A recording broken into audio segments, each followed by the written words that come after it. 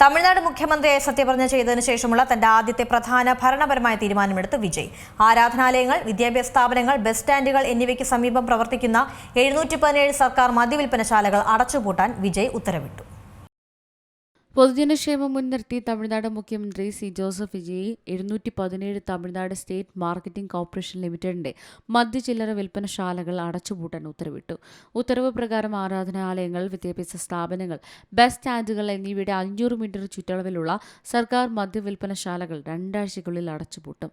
സാമൂഹ്യക്ഷേമത്തിനും പൊതുജനങ്ങളുടെ താൽപര്യങ്ങൾക്കും മുൻഗണന നൽകുമെന്ന അദ്ദേഹത്തിന്റെ വാഗ്ദാനങ്ങൾക്കിടയിലാണ് ഈ നീക്കം. നിർദ്ദിഷ്ട പരിധിക്കുള്ളിലെ 4265 കടകളിൽ നിന്ന് സമഗ്ര പരിശോധനയ്ക്ക് ശേഷമാണ് നടപടി.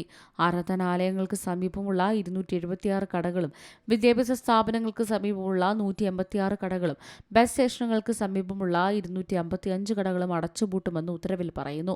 മെയ് 10 സത്യപ്രതിജ്ഞ ചെയ്തതിനു ശേഷം അദ്ദേഹം നടത്തിയ ആദ്യത്തെ ഔദ്യോഗിക ഉത്തരവുകളിൽ ഒന്നായി അഴിമതി നിർമ്മാർജ്ജനം, സ്ത്രീ സുരക്ഷയ്ക്കായി പ്രത്യേക ടാസ്ക് ഫോഴ്സ്, വിദ്യാഭ്യാസവുമായി ബന്ധപ്പെട്ട പദ്ധതികളിലെ വിപ്ലവം സൃഷ്ടിക്കൽ എന്നിവയെക്കുറിച്ചുള്ള ഉറപ്പുകൾ വിജയ് വാഗ്ദാനം ചെയ്തിരുന്നു. ഞായറാഴ്ച അധികാരമേറ്റപ്പോൾ സംസ്ഥാനത്ത് വൈദ്യുതി, സ്ത്രീ സുരക്ഷ, മയക്കുമരുന്ന് നിർമ്മാർജ്ജനം എന്നിവയുമായി ബന്ധപ്പെട്ട 3 പൊതുജനക്ഷേമ പദ്ധതികൾ അദ്ദേഹം അവതരിപ്പിച്ചു.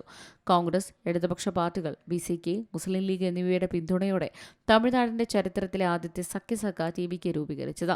എന്നിരുന്നാലും സത്യപ്രതിജ്ഞാ ചടങ്ങിന് ശേഷം വിജയൻ നടത്തിയ ഏറ്റവും പ്രധാനപ്പെട്ട പ്രഖ്യാപനം അദ്ദേഹത്തിന്റെ രാഷ്ട്രീയ എതിരാളികളായ DMK ലക്ഷ്യം വെച്ചുള്ളതാണ്. 2021-26 കാലയളവിലെ സംസ്ഥാനത്തിന്റെ സാമ്പത്തിക സ്ഥിതി വിശദീകരിക്കുന്ന ഒരു ധവളപത്രം പുറത്തിറക്കുമെന്നാണ് അദ്ദേഹം പറഞ്ഞത്.